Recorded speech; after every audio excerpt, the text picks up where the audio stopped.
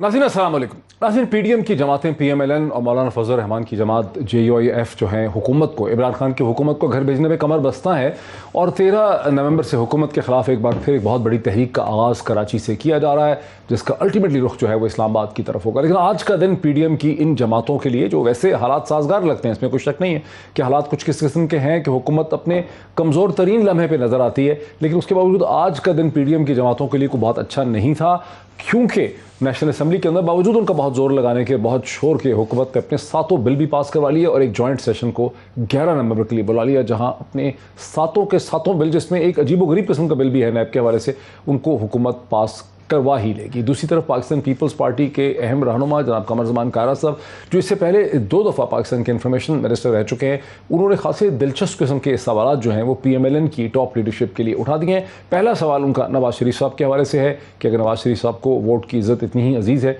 तो फिर लंदन में राब्ते कैसे? मियां नवाज शरीफ साहब, अगर वोट को इज्जत दो के साथ आप मुखलस हैं, अगर वाकई इस मुल्क में आइन की हुक्मरानी चाहते हैं, तो फिर ये जो बैकडोर राब्ते हैं इनको खत्म कराएं और आप अपनी जमात के अंदर तो एक पेज हो जाएं। वोट को तो दो का नारा क्या है? सियासत के अंदर मुदाखलत खत्म की जाए।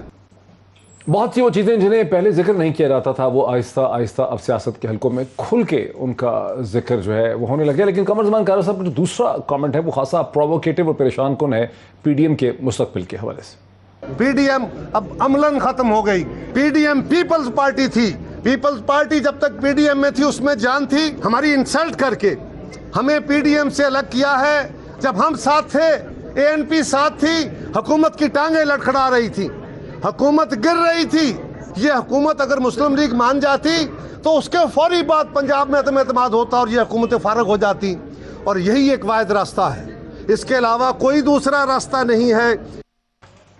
मेरे साथ स्टूडियोज में तशरीफ रखते हैं पाकिस्तान पीपल्स पार्टी के रहनुमा जनाब सरदार नबील घिबोल साहब, मुझे ज्वाइन कर रहे हैं। सदाकत अली अब्बासी साहब मुझे ज्वाइन करेंगे इस्लामाबाद में ही स्टूडियोज़ में, पाकिस्तान तहरीक इंसाफ के रहनुमा। और मुझे ज्वाइन करेंगे वीडियो लिंक से बिलाल अजहर कियानी साहब, जो कि पीएमएलएन के लीडर हैं, असिस्टेंट सेक्रेटरी जनरल हैं पीएमएलएन के। बिलाल अजहर कियानी साहब, माशाल्लाह आप बहुत आर्टिकुलेट हैं, लेकिन बड़े मुश्किल सवाल आपके लिए कमर जमान कायरा साहब ने उठा दिया है कि नवाज शरीफ साहब अगर वाकई वोट की इज्जत पर यकीन रखते हैं तो फिर ये लंदन में बैकडोर मुलाकातें किस किस्म की?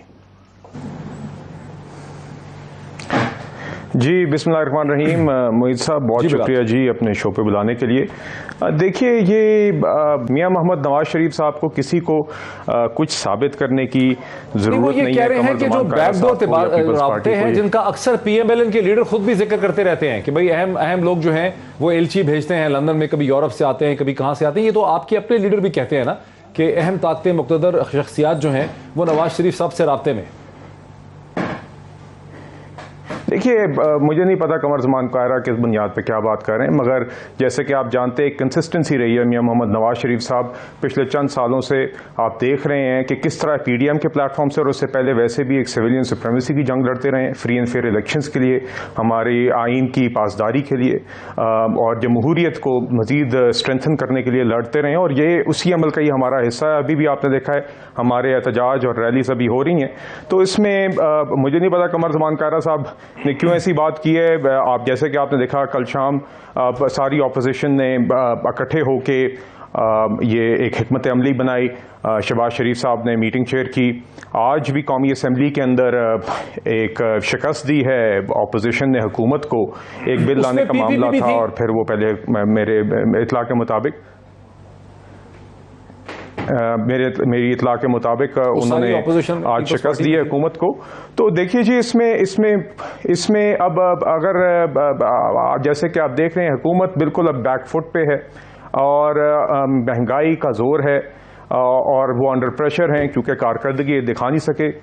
जो उनके करप्शन के झूठे इल्जामात थे, जो उनकी एक जाली सी अकाउंटेबिलिटी, लेकिन कमर जमान कायरा साहब का ये भी कहना था कि जब से पीपल्स पार्टी अलग हुई है पीडीएम से, पीडीएम जो है वो अब कुछ नहीं रही, पीडीएम कुछ नहीं रही। उनका कहना था कि पीपल्स पार्टी और एएनपी के अलग हो जाने के बाद अब पीडीएम में कोई जोर बचा नहीं है और अगर पंजाब में नो कॉन्फिडेंस वोट ही लाना सही तरीका था, ये जो आपकी मूवमेंट है कहीं जाती नहीं है, ये वो कह रहे थे।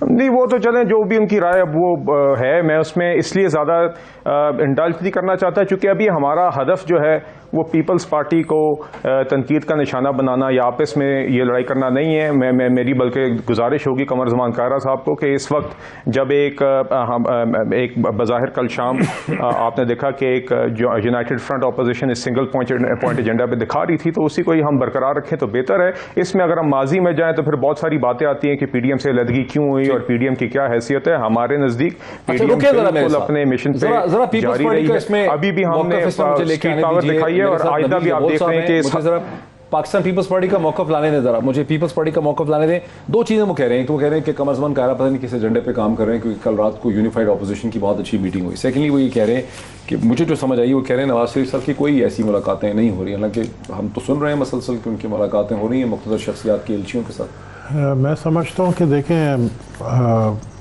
हम नहीं चाहते हैं कि अव्वल तो हम आपस में अपोजिशन वाले एक दूसरे के साथ लड़ें, और हमारा हदफ टारगेट जो है वो ज़ाहिर है हुक्मरान जमात है। कमर ज़मान कायरा साहब ने जो बात की है उसमें कोई गलत बात नहीं है।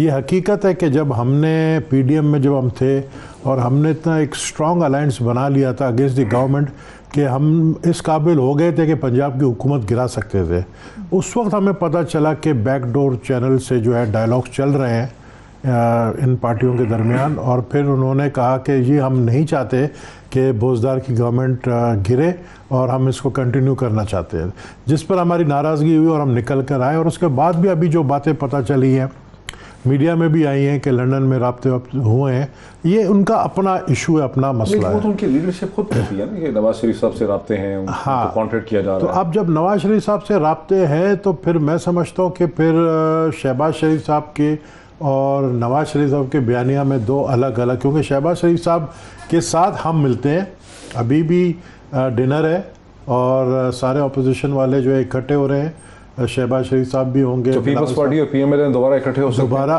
देखें, पीपल्स पार्टी पीएमएल नून में एज सच कोई डिफरेंस नहीं है कि हम कभी एक साथ दोबारा नहीं हो सकते हैं। अच्छा, ये एज सच कोई ऐसी डिफरेंस नहीं है कि नहीं हो सकते। हाँ, हमारे तरीके तो कायरा साहब की जो स्टेटमेंट इतनी सख्त नवाज शरीफ साहब के हवाले से, नहीं देखे, नवाज शरीफ साहब को इतनी अजीज है जमहूरियत और हम समझते हैं अगर नवाज शरीफ साहब ये राब्ते वाब्ते, हमने नवाज शरीफ साहब को यही कहा, हम पीपल्स पार्टी की तरफ से उनको ये एक पैगाम भी भेजा गया कि ये राइट टाइम है वापस आने का। हम समझते हैं इस वक्त हुक्मरान जमात और इमरान खान साहब एज प्राइम मिनिस्टर बहुत वीक है और ये वक्त है वापस आने। बड़ा ज़बरदस्त पॉइंट है, बहुत ज़बरदस्त पॉइंट है। सदाकत अली अब्बासी साहब, अक्सर लोग अब ये समझ रहे हैं, जैसा कि कबूल साहब ने कहा कि इस वक्त प्राइम मिनिस्टर इमरान खान अपने वीकेस्ट मोमेंट पे आ चुके हैं, हुकूमत बहुत ही कमज़ोर है, टीएलपी के सामने आपकी अखलाकी हैसियत कमज़ोर हो गई, लोग समझते हैं एस्टैब्लिशमेंट से अब आपके ताल्लुकात अच्छे नहीं रहे हैं, हुकूमत अपने आखिरी दमों में हुकूमत गिर सकती है। डॉक्टर साहब बहुत शुक्रिया। मैं अगर कमर ज़मान कायरा के जो कमर ज़मान कायरा नहीं है उनका नाम, कमर ज़मान कायरा साहब के बयान का सियासी तज्जिया करूं तो वो इस तरह है कि ऑपोजिशन को पता है कि ये किसी असूली जंग पे तो है नहीं, ये किसी मौके की तलाश में, और दोनों को लग रहा है कि हुकूमत बड़ा हार्ड नट है इस वक्त क्रैक करना, इसलिए वो हार्ड नट है जी। उन्होंने कहा कि बहुत कमजोर है, कहना एक अलग बात होती है, सियासत में ग्राउंड रियलिटी सबको पता होती है, और इनको ये समझ है कि इमरान खान जो भी गवर्नमेंट है उसके जितना हार्ड नट क्यों है, महंगाई आपकी इतनी है, आटा, नहीं, वो एक अलग हकीकत है। दालें, अगर ऐसी बात होती ना जी, अंडे, हर ऑपोजिशन के ये इंटरेस्ट में होता है कि वो हुकूमत को गिराए। आप मुझे बताइए हुकूमत क्यों ना पीपल्स पार्टी गिराना चाहती है, हुकूमत को आप मजबूत क्यों समझते हैं? कल इनकी मुलाकात होती है, ये इकट्ठे जुड़ते हैं, आपका ख्याल है कि कायरा साहब का बयान ऐसे ही आ गया? ये पूरी पॉलिटिकल स्ट्रेटजी होती है पार्टी की कि अपने आप को डिस्टेंस करें नून लीग से और अपने वोट बैंक को प्रिजर्व करें, बिकॉज अगले इलेक्शन में ये दोनों पार्टियां, अब इनको पता है कि इमरान खान की पार्टी जीत रही होगी और हम में से अपना हिस्सा लेने के लिए ये कोशिश है, वरना माजी की तारीख बाई इलेक्शन की कैंपेन थी तो वहां जरा ज़ाहिर पोजीशन लेनी पड़ती है। नहीं, बाई इलेक्शन नहीं, अब ये 2023 के इलेक्शन की कैंपेन है, अपने आप को अपने वोटर को नहीं, अपने आप को रेलेवेंट रखने के लिए और अपने वोटर को जिंदा रखने के लिए कि हमारी अपनी आइडेंटिटी है। अदरवाइज इनके तो इंटरेस्ट में है ये इकट्ठे हों और हमारे खिलाफ कोई जॉइंट नाम का भी आपका हिस्सा सदाकत अली अब्बासी, सच बोलने वाला, ठीक है। ये हुकूमत इतनी स्ट्रॉन्ग और हार्ड नट टू क्रैक किस बेसिस पे आप कह रहे हैं? देखिए ना, मौजूदा हालात में आपका बिल्कुल सवाल ठीक है कि बड़ी महंगाई है पूरी दुनिया में इस वक्त, इकोनॉमी सारी कोरोना के बाद जो पोस्ट कोविड उसके इकोनॉमिक इफेक्ट्स हैं उधर से गुजर रही है, और ऑपोजिशन के लिए बड़ा अच्छा मौका है कि ये कोई सियासत करें। लेकिन दूसरी तरफ ये भी है कि जिस तरह हुकूमत की महंगाई लोगों को तंग कर रही है, उसी तरह जो अपोजिशन है बड़ी बेवकत है, सियासी तौर पे क्रेडिबिलिटी का बहुत बड़ा इनको डेफिशिएंसी है लोगों के सामने। लिहाजा लोग कभी भी इमरान खान साहब की हुकूमत के खिलाफ नहीं, हुकूमत के खिलाफ मेरा जुमला कि हुजूर आप सर वापस आ जाएं। इमरान खान की हुकूमत से तंग तो तेरे जाने के बाद तेरी याद आई। लोग हुकूमत इमरान खान हुकूमत से तंग तो हो सकते हैं, लेकिन किसी तरह से भी वो पीपल्स पार्टी और नून को अपना ऑप्शन नहीं देख रहे। लिहाजा इनको भी पता, हमें पता, जब मैदान सजेगा तो ये हमसे बहुत पीछे होंगे। अच्छा, ये बिलाल अजहर कियानी साहब, सदाकत अली अब्बासी साहब को ये गुमान है कि हुकूमत is a hard nut to crack और हुकूमत बड़ी स्ट्रांग है। आपको ये गुमान क्यों है कि हुकूमत बड़ी कमज़ोर है और आप एक मूवमेंट चलाएंगे? पहले आपने पता नहीं 3, 4, 5 मूवमेंट चलाई हैं पिछले 3.5 साल में। अब आपकी मूवमेंट में क्या फ़र्क पड़ जाएगा? क्या करेंगे? कोई टैंक तोपें लेकर आएंगे मूवमेंट में? देखिए, सबसे बुनियादी वजह कि ये इस हुकूमत की कमज़ोरी की तो इसकी कंप्लीट और अटर इनकॉम्पिटेंस है। मतलब कि मेरा नहीं ख्याल पाकिस्तान की तारीख के अंदर इतनी इनकॉम्पिटेंट और नालायक हुकूमत आई है। अभी आप महंगाई का आलम देख लें, ये मैं आपके सामने ये बिजनेस रिकॉर्डर की एक खबर आज की रखना चाहूँगा, जिसके अंदर ये बताया गया है कि महंगाई की ऊपर इतनी तनकीद हो रही है हुकूमत पे कि काबीना ने यह फैसला किया है कि जो weekly SPI sensitive price index की जो report Pakistan bureau of statistics publish करता है, उसको अब ना शाया करने का फैसला किया गया है, क्योंकि तनकीद वीकली रिपोर्ट आती थी। हर हफ्ते 14, 15, 16% उसके अंदर महंगाई होती थी। हर हफ्ते उसके अंदर एसेंशियल आइटम्स के अंदर मतलब कि एग्जॉर्बिटेंट इंक्रीज आपको नजर आता था, इजाफा नजर आता था, कीमतों में तनकीद होती थी। तो इनका हर मसले का हल ये होता है कि महंगाई ज्यादा है तो उस पर रिपोर्ट शाया करना बंद कर दो तो महंगाई खत्म हो जाएगी। चीनी आपकी 160 रुपए पे है, पेट्रोल की और डीजल की कीमत 146 रुपए पे पेट्रोल है, 143 रुपए पे डीजल है। आप आवाम से पूछ लें, ये सदाकत अली अब्बासी साहब हैं, इनसे पूछ लें कि जाके अभी अपने हल्के में जाते हैं तो इनको दो क्या बातें करते हैं। अगर ये सच बताएंगे तो आपको इनको भी हकीकत पता है।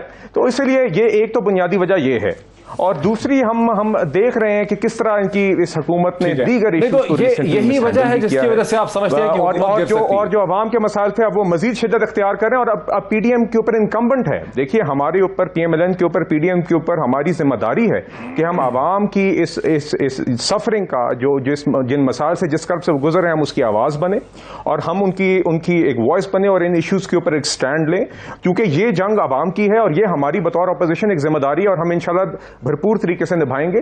जितना जल्दी इमरान खान से निजात दिलाएंगे, इस मुल्क को, इस इकॉनमी को हम रिकंस्ट्रक्शन फिर से एक पटड़ी पे वापस चढ़ाने का सफर शुरू कर सकेंगे जिस पे हम 2018 में छोड़ के गए थे। ठीक है गेबोल साहब, आपको लगता है बिलाल अजहर कियानी साहब बड़े पूरे एतमाद हैं कि PDM की जो मूवमेंट है, PMLN की, मौलाना की, ये इस दफ़ा हुकूमत को गिरा देगी? बिकॉज महंगाई की वजह से लोग बड़े पैसे, आपको लग रहा है हुकूमत गिरते नजर आ रही है आपको दिसंबर में? नहीं, हम नहीं समझते कि PDM गिराएगी। अच्छा। मुझे जो नज़र आ रहा है कि इमरान खान साहब खुद अभी चाहते हैं अच्छा कि अर्ली इलेक्शंस हो। अच्छा, क्योंकि इस वक्त वो देखें, जब कोई लीडर जब बहुत ज़्यादा अनपॉपुलर हो जाता है तो वो मज़ीद इंतज़ार नहीं करता है कि मज़ीद और ज़्यादा अनपॉपुलर हो, तो वो चाहेगा कि अभी इस वक्त सियासी शहीद बनने की कोशिश कर रहा है। शहीद उनको बनने नहीं दिया, सियासी शहीद बनने की बहुत कोशिश की इन्होंने पिछले दिनों। अच्छा, नहीं बनने दिया गया, बिल्कुल आपकी बात सही है, अभी भी बनने नहीं दिया जा रहा है, लेकिन वो बनेगा। देखें, बन जाते अगर मैं आज आपको इमरान खान की अगर वो चनाब किनारे TLP पे सख्ती करते तो सियासी शहीद बन सकते थे। डॉक्टर साहब, आपको मैं बताऊं कि ये कोशिश कर रहे हैं कि TLP के साथ अलायंस करें अगले इलेक्शन में। ये अनहोली अलायंस, हाँ, अनहोली अलायंस। इन्होंने TPP के साथ भी जो है अलायंस कर ली है। TTP के साथ ना सर, तहरीक तालिबान पाकिस्तान। अच्छा, वो तो अफगान तालिबान इन पे प्रेशर डाल रहे हैं। मैं अफगान की बात ही नहीं कर रहा हूँ, एक तहरीक तालिबान पाकिस्तान भी है जो आप जानते हैं, इसलिए कि साथ एग्रीमेंट किया है, आपकी सुलह करवा देते हैं। वो देखिए अफगानिस्तान के चक्कर में इन्होंने अपना भी सुलह करा दिया। मुझे एक बात बताएं कि अब मैं एज अ पाकिस्तानी पैट्रियट ये कभी बर्दाश्त नहीं कर सकता कि मेरे बच्चों को आर्मी पब्लिक स्कूल में मारने वाले लोगों के साथ आप बैठ के एग्रीमेंट कर रहे हैं। हुकूमत थोड़ा कर रही है, किससे अफगान तालिबान आपकी रियासत को कह रहे हैं। अफगान तालिबान कौन होता है? लेकिन अफगानिस्तान तो कभी भी हुकूमत का डोमेन ही नहीं है। आप लोग डर रहे हैं, हुकूमत डरपोक है, हुकूमत डरी हुई है, हुकूमत डरी हुई है, हुकूमत डरी हुई है। मुझे पता है हम क्यों डरे हुए हैं यार। हमारी फौज इस वक्त सबसे बड़ी ताकतवर फौज है। हमारी हुकूमत जो है कि भाई आप उनको माफी दें, TTP को ये क्यों माफी दें? किस बात की? हमारे बच्चों को हमारा माफी दें? नहीं तो अभी टीएलपी को भी तो माफी दी है। मैं समझता हूँ पाकिस्तान अभी टीएलपी को नहीं दी माफी आपने। किसको माफी दी है?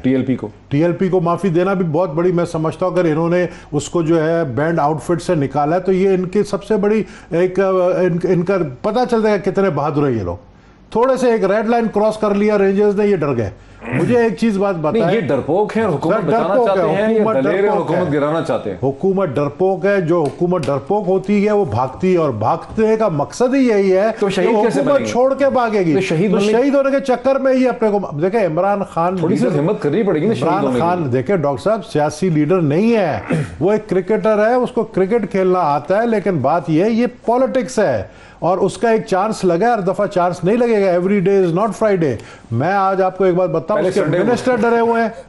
संडे नहीं, मैं फ्राइडे बोलता हूं। मुझे एक चीज बताया कि मुझे बताया से मिनिस्टर डरे हुए हैं। मैं मिला हूं मिनिस्टरों से, डरे हुए हैं, खौफजदा है। चले मिनिस्टर डरे हुए हैं, सदाकत अली अब्बासी साहब चूंकि मिनिस्टर नहीं, आप भी डरे हुए। देखिए दो बातें हैं। एक तो इनका अपना मौक़िफ़ है, इसमें मैं बाद में आता हूँ। जो बिलाल साहब ने कहा जी कि हुकूमत तारीख इनकॉम्पिटेंट है और मईशत बड़ी बर्बाद होगी। देखिए मईशत मुश्किल बिल्कुल, मैं आपको चैलेंज करता हूँ, सवाए महंगाई के आप मुझे कोई इकोनॉमिक इंडिकेटर, तो कोई कम मसला है। नहीं, आप मेरी पूरी बात जान देना। कोई मुझे एक मुआशी इशारिया बताएं कि मईशत की हालत ख़राब है सिवाय महंगाई के। और महंगाई हम बता चुके हैं कि पूरी दुनिया का फिनोमेना है जो पोस्ट कोविड इफेक्ट है। देखिए आटा महंगा है, अगर आपको दालें महंगी हैं, दूध महंगा है, महंगाई मैं कह दूं, उसके बाद घी महंगा है, चीनी महंगी है, ये दुनिया की वजह से। नहीं, ये महंगाई है ना। नहीं, इसका इंटरनेशनल प्राइसेस, पेट्रोल हम मानते हैं, गैस मान सकते हैं, इसका कैसे ताल्लुक है? सुने, मैं पहले एक बात पूरी कर लूं। उन्होंने कहा कि इनकॉम्पिटेंट है। सबसे पहले आप देख लें कोविड किस तरह हैंडल किया, दुनिया में वन ऑफ द बेस्ट। आज आप देख लें 6 साल से पाकिस्तान की एक्सपोर्ट नीचे जा रही थी और पाकिस्तान कर्जों में और पाकिस्तान दिवालियापन की तरफ जाता। आज पाकिस्तान की रिकॉर्ड एक्सपोर्ट है जो आपको कल कर्जों से निजात दिलाएगी। आज आप 30 अरब डॉलर के एक्सपोर्ट पे जा रहे हैं गुड्स के, और 7 अरब डॉलर के आप जा रहे हैं सर्विसेज के। तो 37 बिलियन आपका एक्सपोर्ट इंशाल्लाह इस दफा होगा, और 30 अरब डॉलर आप जा रहे हैं रेमिटेंसेस पे। अगर पाकिस्तान इस साल में 67 अरब डॉलर कमाता है तो इंशाल्लाह आप कर्जों से निकलते तो फिर आप इलेक्शन में आज आपकी जो रेमिटेंसेस है बढ़ रहे हैं, एक्सपोर्ट बढ़ रही है, टेक्सटाइल की एक्सपोर्ट पीक पे है, आईटी की एक्सपोर्ट पीक पे है। आप देख लें आपका रेवेन्यू पीक पे। कैसे आप कह सकते हैं इनकॉम्पिटेंट है? हाँ महंगाई है। अब आपने सवाल किया, देखिए ये चीजें आपस में लिंक्ड है। ब्रेक ले लूं। ब्रेक के बाद इसी किस्म के अज़म का एहतमाद जो है वो इंफॉर्मेशन मिनिस्टर जनाब फवाद चौधरी साहब ने भी किया है, उसे भी सुन लेंगे आफ्टर द ब्रेक। नाज़रीन वेलकम बैक। वक्फे से पहले सदाकत अब्बासी साहब का पीटीआई के रहनुमा का ख्याल था कि महंगाई ज़रूर है और महंगाई इंटरनेशनल फैक्टर्स की वजह से है। अगर अंडे, टमाटर, आलू, रोटी, सब्जियां, दूध और आटा और चीनी महंगे हैं तो उसकी वजूहात जो है वो इंटरनेशनल हो सकती हैं, लेकिन इसका मतलब हरगिज़ ये नहीं है कि मईशत बुरे हालात में है। उनकी बात सुन के ऐसा लगता है कि वो पुरअज़म है कि शायद तहरीक इंसाफ अगला इलेक्शन भी जीत सकती है। लेकिन सिर्फ सदाकत अब्बासी साहब ही पुरअज़म नहीं है, इंफॉर्मेशन मिनिस्टर फवाद चौधरी ने इससे भी ज़्यादा अज़म का मुजाहरा किया। ज़रा सुनते हैं क्या कहना है उनका। अपोजिशन को 1.5-2 साल और सब्र करना पड़ेगा और उसके बाद 5 साल फिर सब्र करना पड़ेगा।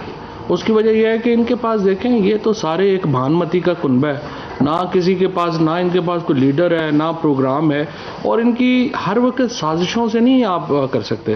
पहले मैं अपोजिशन को मशवरा दूंगा, अपने पाँव पे खड़ा होना सीखें। हर वक्त साजिशें करके आप कामयाब पहले भी नहीं हुए, और हर वक्त ये कोई 90 की दहाई तो नहीं है कि आप हर वक्त वही उसी काम में लगे रहें।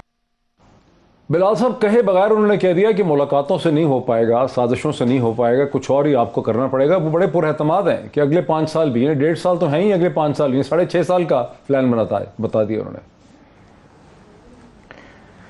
जी मेरा ख्याल है फवाद चौधरी साहब पाँव पे खड़े होने वाली बात ना ही करें तो बेहतर है, क्योंकि ये तो खुद बैसाखियों पे चलने वाले थे और बैसाखियां अब लड़खड़ा के गिर रही हैं, इसीलिए यही इनको परेशानी है। और मगर मैं ये एक बात ज़रूर अब आपकी इजाज़त से 1 मिनट लेके करना चाहूँगा। अभी सदाकत अली अब्बासी साहब ने कहा था कि महंगाई, तो महंगाई के अलावा कोई और इशारिया बताएं, तो मैं बड़ा ही मुख्तसरन ज़रा इनकी खिदमत में पेश करना चाहूँगा। अगर आप कर्जे देखें, हुकूमती कर्जे देखें तो 25,000 अरब थे जब PMLN की हुकूमत ख़त्म हुई थी 2018 में। में आज 40,000 अरब पे खड़े हैं। मुल्क की तारीख में इस स्पीड से इतना कर्जा कभी लिया नहीं गया, कोई मुकाबला ही नहीं है, कोई हुकूमत करीब नहीं आती। इसी तरह अगर आप फिस्कल डेफिसिट देख लें तो हमारी हुकूमत के अंदर highest fiscal deficit as a percentage of GDP 6.5% था, इनके टाइम पे 9.1%, 8.1%, 8.6%। मुस्लिम लीग नून के आप तीनों अदवार के फिस्कल डेफिसिट्स को जोड़ भी रहे रुपये टर्म्स में, रुपयों में, तो वो इनके इन 3 सालों से मुकाबला नहीं करते। इसी तरह अगर आप गुर्बत पे आ जाएं तो 2 करोड़ लोग गुर्बत की लकीर से नीचे धकेल दिए गए इस हुकूमत के अंदर, जिनमें से 1 करोड़ 30 लाख बच्चे हैं। इसी तरह बेरोजगारी में 50 लाख लोगों का इजाफा हुआ है। टैक्स की कलेक्शन के अंदर मुल्क की तारीख के अंदर पहली दफा इनके पहले साल के अंदर नेगेटिव टैक्स ग्रोथ हुई थी, मतलब कि पिछले साल के कंपैरिजन में एक साल में आपकी रेवेन्यू कलेक्शन कम हुई थी। इस साल भी अब जाके जो उन्होंने 2021 में जो टारगेट रीच किया है, ये वो टारगेट था जो मुस्लिम लीग नून ने 2019 के लिए अपने बजट में रखा हुआ था, वो अब जाके इन्हें 2021 में रीच किया। इसी तरह अगर आप अब ये करंट अकाउंट डेफिसिट और करंट अकाउंट डेफिसिट का बड़ा शोर मचाते थे, आज ये आलम है कि इंपोर्ट्स जिस रन रेट पे चल रही हैं, 75 अरब डॉलर की इंपोर्ट्स हमें लग रहा है कि हम वो अभी इस रन रेट से अगर ये स्लो ना हुए तो 75 अरब डॉलर की इंपोर्ट्स होंगी, और ट्रेड डेफिसिट आपका कम अज कम 40 अरब डॉलर का होगा, जो कि अगेन बाय फार मुल्क की तारीख का सबसे बड़ा ट्रेड डेफिसिट होगा। अगर आप IMF को देख लें, IMF के अंदर डिलेज हैं, कुछ समझ नहीं आ रही कब ये नेगोशिएशंस खत्म होंगी। जरा रुकिए बिलाल, जरा रुकिए, मुझे पहले ही खदशा था कि सदाकत अब्बासी साहब ने आपको एक बड़ी लूज बॉल दे दी है, और आप जैसा माहिर जो है मईशत का, वो इसको जाने नहीं देगा, और वही हुआ है कि आड़े ले लिया जनाब गबोल साहब का माइक ठीक की। गबोल साहब को मुझे लग रहा है कि उनको आवाज नहीं आई है, प्रोड्यूसर साहब गबोल साहब का एयर का आपको ठीक करना होगा। मैं क्विकली सदाकत अब्बासी साहब का इस पर रिस्पॉन्स ले लूं जनाब। उन्होंने तो मतलब उन्होंने सर मैं आपकी जो डेफिनेशन और थीसिस था ना, महंगाई वर्सेस पाकिस्तान की आलिया तारीख की सबसे बुरी हुकूमत अगर माशी तौर पे थी, वो नवाज शरीफ साहब के 5 साल मुझे तो आ रही लगी बोल सब, जहां एक्सपोर्ट जो है वो नेगेटिव ग्रोथ रही। आज एक्सपोर्ट अगर 30 से 31 बिलियन टच कर रही है, तो ये अल्लाह का शुक्र है कि हम उस वबाल से निकले हैं। रही बात कि कर्जा क्यों बढ़ा, तो मेरे भाई कर्जा सिर्फ रुपयों की टर्म में बढ़ा है। डॉलर में कर्जा तभी बढ़ता है जब करंट अकाउंट का खसारा हो। जब आपकी हुकूमत 20 अरब डॉलर का खसारा छोड़ के जाती है और हमारी हुकूमत उसको जीरो करती है, तो इसको तारीख लिखेगी कि ये बहुत बड़ा काम था। जो आप बात कर रहे हैं इसकी फिस्कल डेफिसिट की, तो मेरे भाई जो खर्चा और आमदनी है इस वक्त प्राइमरी हम जीरो पे हैं, हमारा कोई डेफिसिट नहीं है। डेफिसिट सिर्फ उसका है जो मियां साहब और जरदारी साहब ने कर्जे लिए, उन कर्जों की किस्तें और किस्तों चूंकि रुपये टर्म में बढ़ गई हैं, इसीलिए। वरना आई चैलेंज यू कि जो करंट अकाउंट है वो प्राइमरी जिसको कहते हैं वो सरप्लस, प्राइमरी सरप्लस है। जो आप कह रहे हैं कि एक्सपोर्ट और इंपोर्ट का गैप बढ़ा है, तो मैं आपको बता रहा हूं कि हमारा जो इनविजिबल और विजिबल मिला के इंशाल्लाह 37 अरब डॉलर होगा, जो पाकिस्तान की तारीख रकम हो रही है। तो ये आपकी बातें कोई नहीं सुन रहा। हाँ, महंगाई है जो आपने सवाल किया था। महंगाई जब होती है पेट्रोल की वजह से, डीजल की वजह से, सारे सेक्टर पर जाता है, और ये चीजें आपस में जब एक चीज महंगी मिलती है, तो आप कह रहे हैं कि आटा इसलिए महंगा है कि पेट्रोल महंगा होगा, पेट्रोल डीजल महंगा, और इन्फ्लेशन 9.5% इन्फ्लेशन है। पीपल्स पार्टी के दौर में 21% था। तो चीनी भी पेट्रोल से ताल्लुक नहीं, चीनी का चले एक इशू है जो आप कह सकते हैं कि मैनेजमेंट का इशू है, या गवर्नेंस का इशू है, या चीनी बुजदार फिनोमेना है। नहीं, बुजदार फिनोमेना नहीं है। और आपको पता है कि चीनी की मिलें किन की हैं और कौन हुकूमत को फेल करना चाहता है। एनीवेज, चीनी वाली बात टोटल लोकल है, बाकी तमाम फैक्टर्स इंटरनेशनल है। ये जो इन्होंने फिगर्स दिए हैं, सारे फिगर्स कोविड के दिए हैं। कोविड में मेरे भाई OECD कंट्रीज में -12% था। चेक करें, हमें तो 0.5 है, और जिस तरीके से कोविड मैनेज हुआ, पाकिस्तान की नाम पूरी दुनिया में लिखा गया। एक बात आपने की है, पता नहीं सही है कि नहीं, ये कह रहे हैं कि हम अपना खर्चा और अपना हिसाब किताब बैलेंस आउट कर रहे हैं इस वक्त मौजूदा मंथ आफ्टर मंथ, यानी हर महीने हम उसी हिसाब से खर्चा कर रहे हैं जितना कि हमारा आमदनी है। ये कह रहे हैं जो हम पे जो नजर आ रहा है स्प्रेडशीट के अंदर, ये पुराने कर्जे हैं जिसकी पेमेंट्स हमें देनी पड़ रही है। हम अपना खर्चा और अपनी आमदनी बराबर कर रहे हैं, ये इन्होंने कहा है। जो मुझे सही हर चीज पुराने पे डाल देते हैं। नहीं, ये सही है वैसे? नहीं भाई, बिल्कुल गलत है। मुझे आप आज एक बात, ये खर्चा ज्यादा कर रहे हैं, आमदनी कम है। नहीं, खर्च देखें, ये खर्चा, मुझे ये जरा इनका खर्चा बता दें। आमदनी तो इन्होंने हर गरीब पे डाल दिया टैक्स के सूरत में। आप खुद जाएं, आप वैट मुझे बताएं, वैल्यू एडिशन टैक्स वो अलग लगाया, GST अलग लगाया, बिजली का बिल आता है अगर 12 सेल्स टैक्स और वैट अलग तो नहीं होंगे, लेकिन अगर आप बिजली का बिल देखें 12,000 आता है तो उसमें 8,000 रुपए टैक्स लगा होता है। ये टैक्स के पैसे कहाँ जा रहे हैं? चले वो छोड़ें, टैक्स के पैसे कहाँ जा रहे हैं? नैब ने कहा 700 अरब रुपए हमने रिकवर किया, वो पैसे किधर गए? वो क्यों नहीं खजाने में आए? एक चीज। दूसरी बात ये कहते हैं कि जी पूरी दुनिया में महंगाई हो गई है, तो भाई यूके में अगर महंगाई हुई है तो वो अपने जो बेरोजगार लोगों को घर भी देते हैं और मंथली उनको पैसे भी देते हैं। और अगर आप कंपेयर कर रहे हैं कि नहीं जी वहां भी महंगाई है, वहां कैसे सरवाइव कर रहे हैं, यहां तो आप 20,000 रुपए एक लेबर को देते हैं और आप उससे जो है उसका खर्चा 30,000 रुपये महीना है, तो वो तो फाका कशी करेगा। आप रोडों पे जाए, आप अब्बासी साहब मरी में बाजार में जाए, आप अपने हल्के के लोगों के साथ बैठेंगे तो आपके साथ क्या रवैया वो पेश करते हैं। अब नहीं जाते अब्बासी साहब, हमारे खौफ के अपने हल्के में नहीं जाते। मैं समझता हूं कि कोई पीटीआई का एमएलए आज अपने हल्के के 600 लोगों से मिला हूं, अगर कहेंगे तो मैं यार पहले क्या सबका भी ये ख्याल था, उन्होंने कहा पता नहीं आप हल्के में कभी आप हल्के में तो आपसे लोग जरूर ये बातें करते होंगे, लोग महंगाई की बात करते ये जरूर करते हैं, कभी इनकार नहीं किया, लेकिन ये कह देना कि जी आप हल्के में नहीं, किसी ने कपड़े आपके नहीं पड़े जो डॉक्टर साहब बददुआ देने वाले, लोग समझते हैं कि इंटरनेशनल मसला है, बददुआ देने वाले को भी इन्होंने उठा के जेल में डाल दिया। बिलाल कियानी साहब, चूंकि आप तो माशाल्लाह मेंबर इकोनॉमिक एडवाइजरी काउंसिल हैं, यहां पर सदाकत अब्बासी साहब ने एक बहुत बड़ी बात कर दी। इन्होंने कहा कि हमारी हुकूमत का जहां तक ताल्लुक है, गुज़िश्ता कई महीने से हम अपने खर्चे और अपने आमदनी को बैलेंस करते हैं। जो इस वक्त हमारी स्प्रेडशीट के ऊपर एक वजन नजर आता है कर्जों का और पेमेंट्स का, वो पहले के बढ़े हुए एक्यूमुलेटेड वो कर्जे हैं जो पिछली हुकूमतें छोड़ के चली गई हैं, वरना हमने अपना हिसाब बैलेंस किया हुआ। इस पर क्या है आपका रद्द-ए-अमल? मेरा ख्याल है सदाकत अब्बासी साहब को ना कल एक अपॉइंटमेंट लेके वजारत ख़जाना जाना चाहिए और पता नहीं किन शख्स शौकत तरीन साहब के पास से टाइम लें या किसी से टाइम लेके ज़रा कुछ फैक्ट्स एंड फिगर समझें। जो कर्ज़ों की बात है, ये कर्ज़ों में जो मैंने आपसे फिगर शेयर किए हैं, ये 25,000 अरब जब हम छोड़ के गए थे और आज 40,000 अरब जो हैं, ये इजाफा है। ये सिर्फ ये रीपेमेंट्स, ये वो नहीं है जो सिर्फ कर्जा लिए, ये नेट में आपको बता रहा हूं। ये जब आप रीपेमेंट्स को भी काउंट कर लें कि कितने आपने कर्जे लिए और कितने आपने कर्जे रीपे किए, उसके बाद जो बैलेंस है वो 15,000 है, तो ये नेट इजाफा है 15,000 अरब का। ये इस तरह के ये या तो ये जानते नहीं है कर्जा इन्होंने लिया, बिकॉज़ ये कहते हैं, झूठ बोलने से गुरेज करें तो बेहतर है। ये कहते हैं कि हमने कर्जे इसलिए लिए हैं, कैन सर ये कहते हैं, मैं चाहता हूं उसका जवाब आप दें। ये कहते हैं पीटीआई वाले हर प्रोग्राम में आके, ये कहते हैं कि हमने जो कर्जे लिए वो पिछले कर्जों को उतारने के लिए और उसके ऊपर जो सूद है, इंटरेस्ट है, उसको पे करने के लिए हमें इस्तेमाल करने पड़े। हमने कोई नया कर्जा किसी अपने प्रोजेक्ट के लिए नहीं लिया, वो ये कहते हैं। चलें सर थोड़ी सी मैथ कर लेते हैं। देखिए, हम जब छोड़ के गए थे ना, अब आप यूके इसमें पड़ गए हैं, 15,000 अरब रुपए का नेट इजाफा हुआ है। नेट इजाफा से मुराद है जो कर्जे लिए और जो कर्जे रीपे किए। अच्छा, अब इसके अंदर अगर आप कह लें कि लेने पड़े हैं इंटरेस्ट की वजह से, रीपेमेंट्स, तो उसमें रीपेमेंट्स के ऊपर 15,000 की मैं बात करूं। अब अगर आप उसके अंदर इंटरेस्ट भी डालना चाहते हैं, तो हम जब आखिरी साल में छोड़ के गए थे तो इंटरेस्ट एक्सपेंस 1,500 अरब था। इन्होंने इंटरेस्ट रेट 6% से बढ़ा के 6% से बढ़ा के इन्होंने 13%, 13.25% किया था, जिसकी वजह से आपका इंटरेस्ट एक्सपेंस 2700-2800 पे तकरीबन गालिबन 3,000 के करीब आ गया था।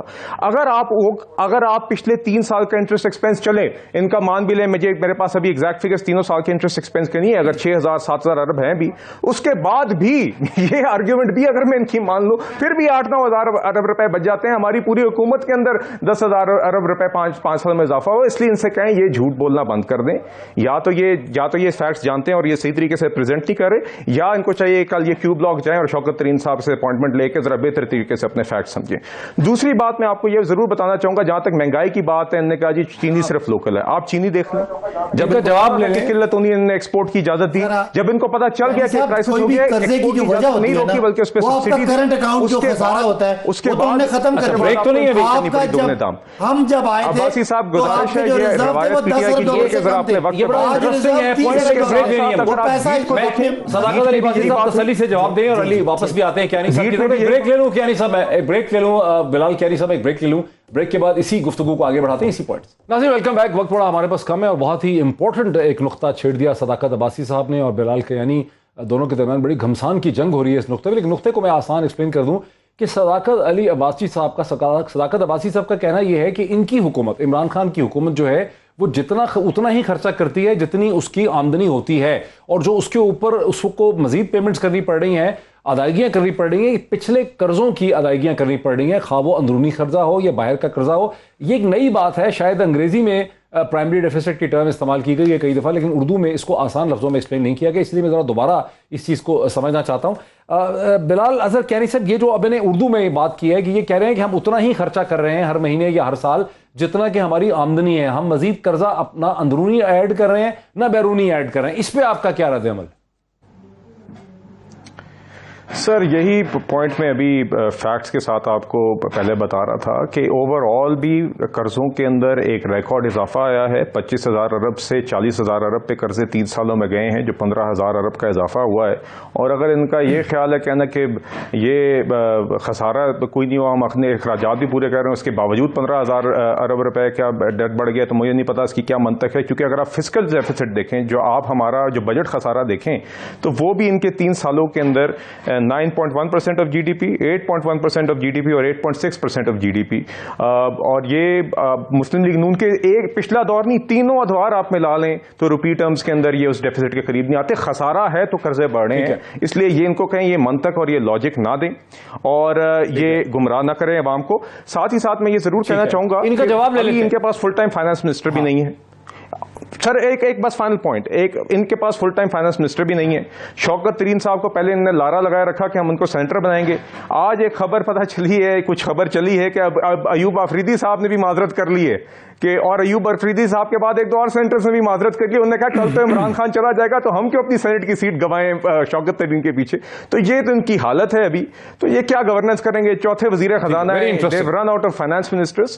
तो ओवरऑल जो सूरत हाल है वो आपके सामने है। एंड ये कंप्लीट इनकॉम्पिटेंस और मिस गुमराह कर रहे हैं आप लोगों को। बिलाल अजहर कियानी का ये कहना है कि आप लोगों को गुमराह कर रहे हैं, और आपका उन्होंने बताया कि कितना फिस्कल है। देखिए जी, बैरूनी कर्जा का सिर्फ एक ही मेजर है, वो है आपका करंट अकाउंट। और अगर नवाज शरीफ का 2018 में करंट अकाउंट खसारा 20 अरब डॉलर था, इसका मतलब है उस साल में 20 अरब डॉलर के कर्जे की जरूरत थी। अगर इमरान खान हुकूमत ने 3 सालों में वो जीरो कर दिया, जीरो तो नहीं, जीरो कितना है, चले 20 अरब के मुकाबले में 1-2 अरब डॉलर हो भी जाए, 2 नहीं है 1 मैं कह रहा हूं 2 अरब डॉलर भी हो जाए, तो हमने उसको 90% खत्म कर दिया ना। तो ये बहुत बड़ी अचीवमेंट है। और जो मैंने आपको टारगेट बता रहा हूं कि नवाज शरीफ दौर में पूरे 5 साल पीपल्स पार्टी ने जो 25 अरब की एक्सपोर्ट का टारगेट लिया था, उसको भी वो हासिल नहीं कर सके। आज अगर हम 31 अरब डॉलर तक जा रहे हैं, तो यही पाकिस्तान को कर्जों से निकालने की बात वह एक वजह होगी कि आपका अपना डॉलर कमाने का जरिया है। और जो हमारा, जिस तरह हमारी एक्सपोर्ट बढ़ी है, रिकॉर्ड हमारी एक्सपोर्ट बढ़ी है टेक्सटाइल की, रिकॉर्ड हमारी एक्सपोर्ट बढ़ी है आईटी की, और रिकॉर्ड हमारे रेमिटेंसेज आ रहे हैं। तो इंशाल्लाह पाकिस्तान अपने कदमों पे खड़ा हो रहा है। जरूर बात महंगाई की है। ये जो पैकेज आया है जिससे आटा, आपकी दालें और घी 30% सस्ता होगा, इससे भी एक इम्पैक्ट आएगा। तो 1.5-2 महीनों में ये महंगाई भी खत्म हो जाएगी और ऑपोजिशन का जो है वो दोबारा जाने वालों में से ये तो लग रहा है कि अभी हुकूमत करना चाह रहे हैं। पिज़्ज़ा साहब, मैं जब से दोनों भाइयों की बातें सुन रहा था और मैं ये सोच रहा था कि जो इनके हलके में या मेरे हलके में या अवाम पब्लिक जो बैठी है इस वक्त, अगर टीवी देख रही है होटल के बाहर या परचून की दुकान के बाहर या पान के ढाबे के बाहर, वो इनकी बातें समझ ही नहीं रही है। प्राइमरी डेफिसिट क्या होता है उनको पता ही नहीं है। बैरूनी कर्जे ये बात कर रहे हैं, मतलब ये सब ऐसी बात कर रहे हैं जो पब्लिक की जुबान नहीं समझती है। पब्लिक की जुबान, अब्बासी साहब, ये है आप मरी में जाएं और मरी के परचून की दुकान के अंदर बाहर देखें, जो पब्लिक खड़ी है वो कहता है आटा इतना महंगा क्यों है, चीनी इतना महंगा क्यों है। ये जो गरीब लोग हैं वो ये बातें सोचते हैं कि यार मुझे 20,000 रुपए तनख्वाह मिलेगा, आपका ड्राइवर बाहर नीचे खड़ा होगा, गरीब का तनख्वाह 20,000 होगा, वो सोचेगा कि यार मैं 30,000 रुपए का खर्चा कहां से पूरा करूंगा। ये बातें जो पब्लिक समझती है, इसलिए मैं खामोश था। आप कह रहे हैं आज आप ठंडे पड़े हैं, सर्दी है, जैकेट पहना है। मैं इनकी बातें सुनकर ये सोच रहा था कि यार ये पब्लिक तो सुन ही नहीं रही होगी। पब्लिक को सिर्फ रिजल्ट चाहिए, और रिजल्ट क्या है, आप महंगाई खत्म करें, वरना मैं आप यकीन करें जनवरी तक ये 200 रुपए का डॉलर हो जाएगा। फिर आप लोगों के पास जो है भागने का भी रास्ता नहीं होगा। मैं बता रहा हूं, आप लोग इस वक्त बहुत ज्यादा अनपॉपुलर, आप एडवाइस कर रहे हैं कि ये हुकूमत छोड़ दें। मैं समझता हूं इमरान खान की इज्जत इसी में, जैसा अयूब खान को एक गाली पड़ी तो उसने हुकूमत छोड़ दी, और इमरान खान ने तो बहुत दफा बोला है कि जब अगर महंगाई होगी इसका मतलब हुक्मरान चोर है। तो ये अपने ऊपर धब्बा जो है इसको खत्म करने के लिए वो छोड़ना चाह रहे हैं हुकूमत। इमरान खान बिल्कुल छोड़ना चाह रहा हूं। ठीक, चले इसी बात पे कि गैबोल साहब को अभी तक यकीन है, प्रोग्राम के शुरू से आखिर तक गैबोल साहब को यकीन रहा कि इमरान खान हुकूमत छोड़ना चाहते हैं, शहीद बनना चाहते हैं। कोशिश उन्होंने बहुत की शहीद बनने की, लेकिन शहीद बनने नहीं उनको दिया गया। आज इतना ही नाज़रीन, सारी बहस आपने देखी, फिर आपसे मुलाकात होती है। बहुत शुक्रिया।